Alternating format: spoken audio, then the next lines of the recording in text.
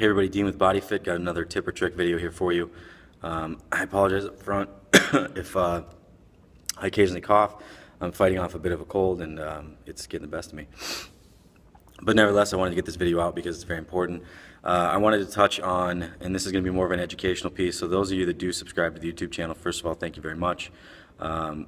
If you are watching these videos, I really do hope that you pick up on the educational side of this stuff, because it's really the main intention of these videos. It doesn't benefit me to do them in any other way than really trying to bridge the gap for you guys and and ensure that you make the changes that you're looking for by giving you that education. So I'm going to try to do my best here and get this out. I want to touch on exercise and how it relates to the human body. And I know that sounds very simple, maybe a little bit strange, because everybody kind of knows, hey, if I exercise, I make changes. Yes, that's true. However, I want to kind of break it down a little bit in hopes that it helps you in your program design, so that you can kind of either design the program that's going to work for you if you don't already have one, or if you do have one currently, be able to kind of dissect it and figure out what's not working. So let's start by defining what exercise is. And the easiest way, or most simplistic way I can define it, is exercise is literally just a stimulant to promote a change in the body. Ready? It's just a stimulant to promote a change in the body.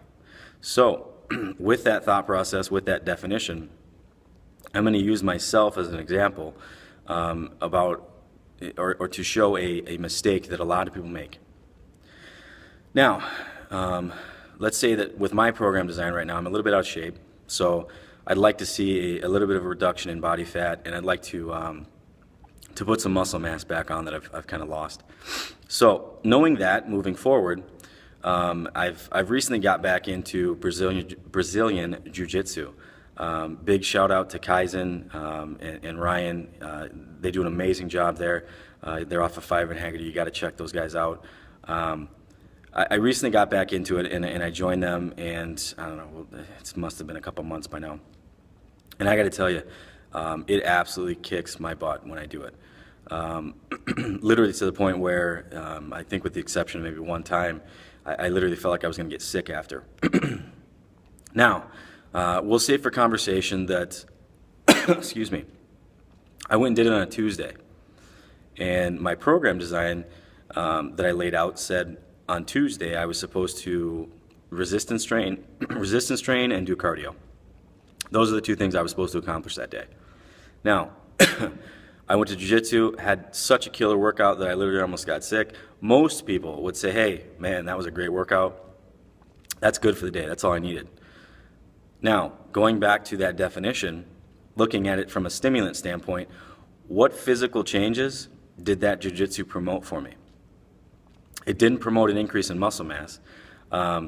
And I won't go into why, because that's like a whole nother video, but nevertheless, it didn't do that. So I would definitely not label it as resistance training. What I would label it as cardio.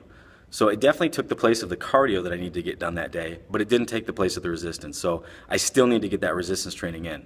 And this is a classic mistake that I see a lot of people make, and this is ultimately why it hinders their results. You know, if you're not a member of BodyFit, I don't expect you to know, but the membership does know here.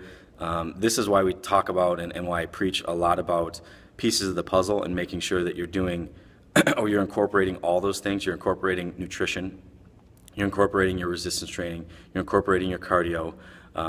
We really try to plug in all the pieces of the puzzle, because ultimately that's what brings success, that's what brings results. So when you're looking at your own program design, try to dissect it, try to look at it from the standpoint of, okay, if now I know exercise really is just a stimulant to promote change, look at your program design, say, well, you know, 5 days a week of Zumba or 5 days a week of spinning maybe is an indicator to me as why I haven't seen the muscle mass that I wanted to. Or, you know, in some cases, spinning, for example, some of those spinning programs, they can bring you up to such a high level when you're doing them cardiovascularly that you're actually utilizing more sugar and muscle than you are fat.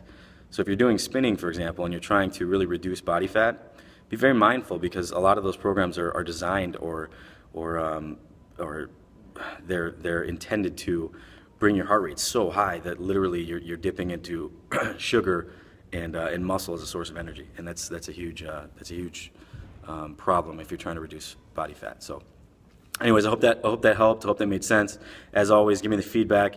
Tune into my YouTube channel. You can reach out to me